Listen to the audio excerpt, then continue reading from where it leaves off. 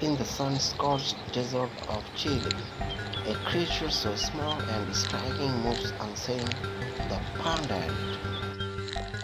Covered in soft black and white fur, it looks almost gentle, but appearances deceive. Every movement is precise, a balance of beauty and danger.